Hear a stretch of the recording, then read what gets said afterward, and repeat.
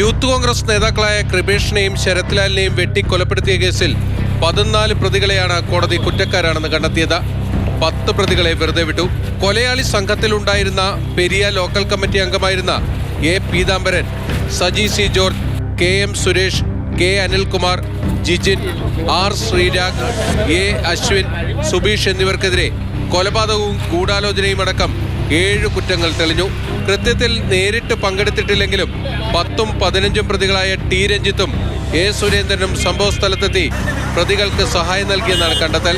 ഈ പ്രതികളെ കുറ്റക്കാരാണെന്ന് കണ്ടെത്തുമ്പോൾ തന്നെ വിചാരണ കോടതി കൊലപാതകത്തിന്റെ ഗൂഢാലോചനയിൽ CBI പ്രതിയേർത്ത 6 പ്രതികളെ വെറുതെ വിടുകയും ചെയ്തിട്ടുണ്ട്. ഗൂഢാലോചനയിൽ കുറച്ചാളെ രക്ഷപ്പെട്ടത് അത് അത്ര നമുക്ക് സുഖമുള്ള കാര്യമല്ല. ഈ വെറുതെ വിട്ടതിനെതിരെ CBI അപ്പീൽ പോകണമെന്ന് അത് ഗവൺമെന്റ് വക്കീലായിട്ട് അന്വേഷിച്ച് ഞങ്ങൾ തീരുമാനിച്ചു. ശിക്ഷയെക്കുറിച്ച് പ്രതികൾക്ക് പറയാനുള്ളത് കോടതി ചോദിച്ചപ്പോൾ 15ാം പ്രതി സുരേന്ദ്രൻ പൊട്ടിക്കരഞ്ഞു.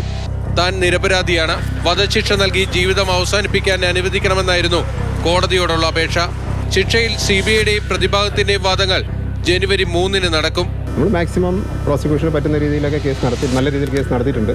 എല്ലാവരും സഹകരിച്ചിട്ടുണ്ട്. കോടതി സ്റ്റാഫുകളും ബാക്കി അവിടുത്തെ നാട്ടുകാരും സാക്ഷികളും എല്ലാവരും സഹകരിച്ചിട്ടുണ്ട്. CBI കൊണ്ടുവന്ന ഗൂഢാലോചന കേസ് പൊളിഞ്ഞെന്നായിരുന്നു പ്രതിഭാഗത്തിന്റെ നിലപാട്.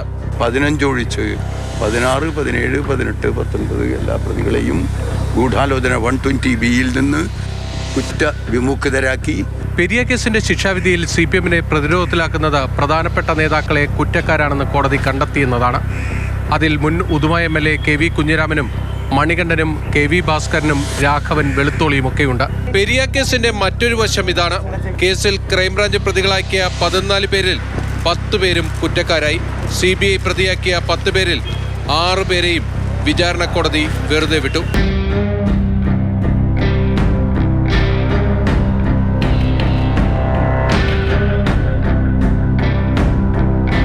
ക്യാമറമാൻ ആന്റണി ഗ്രിഗറിക്കൊപ്പം ബിന്നിൽ, മാതൃഭൂമി ന്യൂസ്, കൊച്ചി.